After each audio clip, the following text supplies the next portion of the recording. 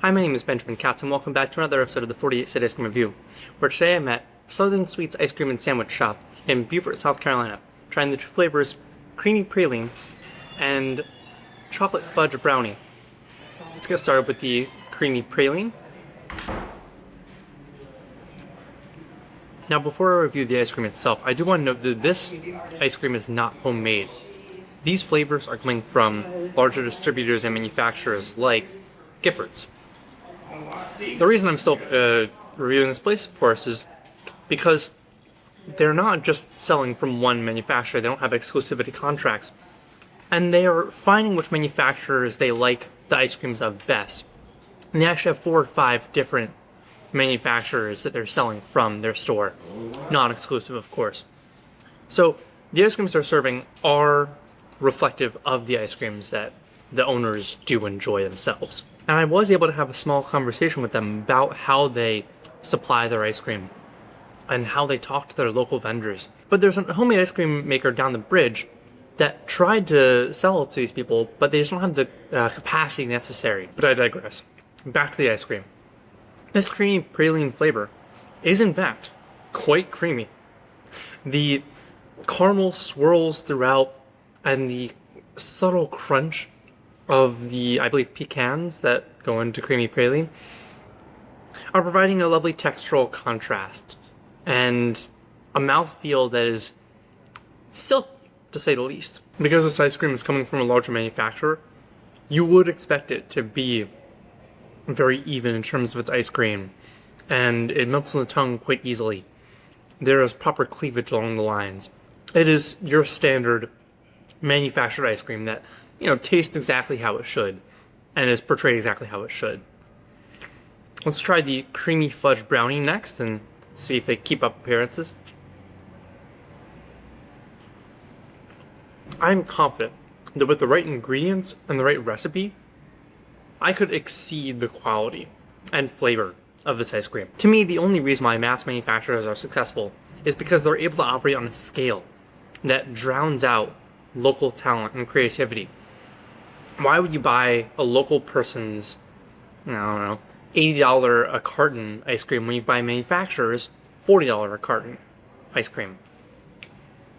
And then, of course, you can jack up the prices once all the competition is removed.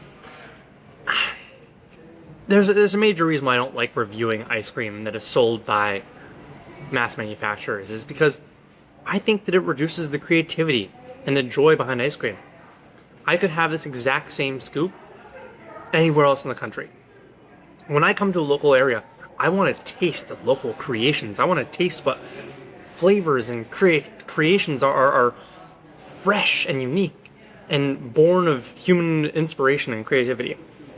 This chocolate fudge brownie is a standard chocolate fudge brownie. It tastes like a chocolate fudge brownie.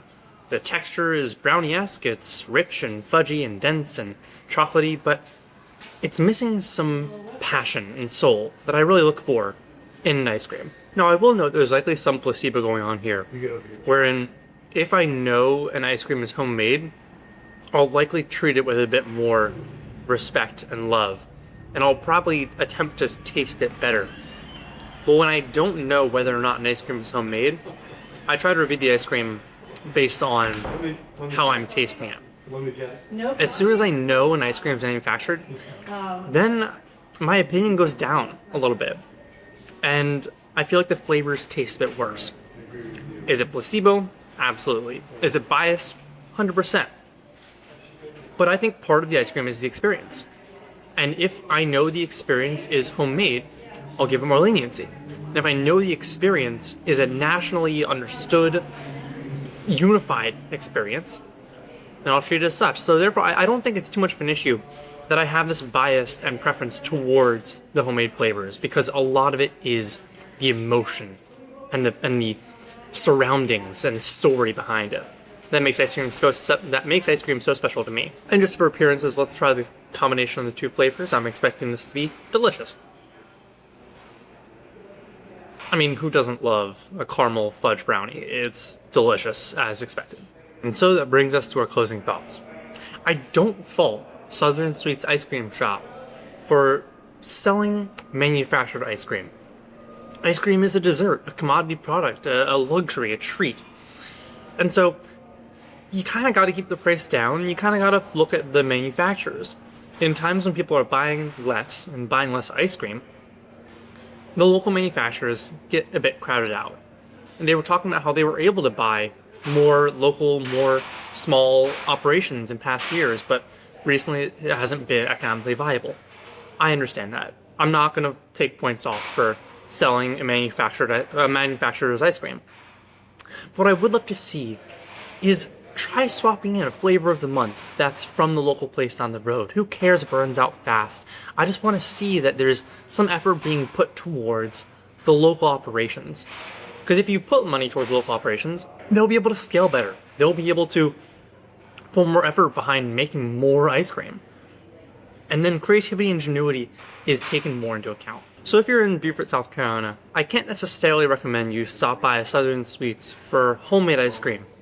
I would go across the bridge. I believe it's Island Eatery that has the homemade ice cream. But if you're already here and you're looking for some ice cream, they sell good flavors that they like from mass manufacturers. $6 for 2 scoops. They have a lovely indoor seating area with sandwiches and other fare, and a roofed alley that you can sit outside in. It's a good place to exist in generally. If you like this video and want to see more like it, consider subscribing, or go to findfiltermarketing.com for more on the journey. Thank you.